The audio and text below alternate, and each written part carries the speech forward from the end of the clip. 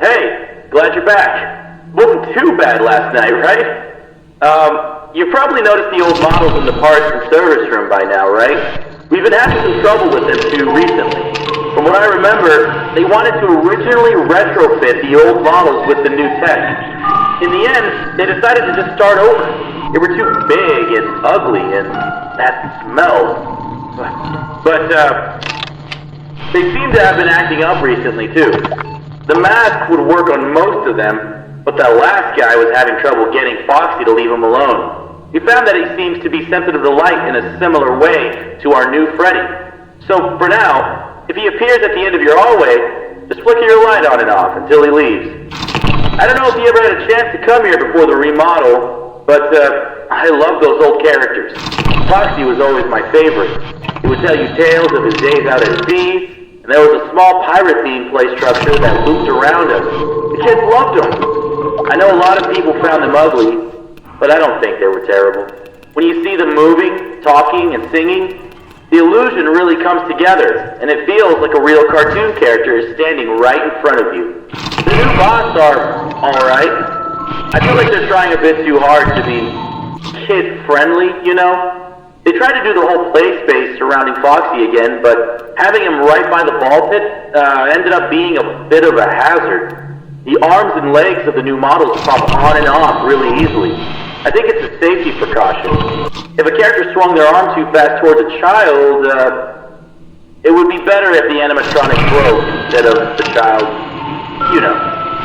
But when you have a bunch of kids grabbing and pulling on them, it falls apart pretty fast. None of us here at the location are trained properly to repair these guys.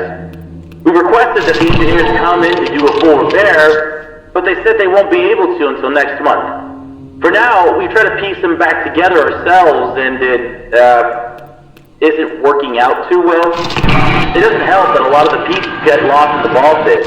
We've had to use some parts from the older models when we can't find them.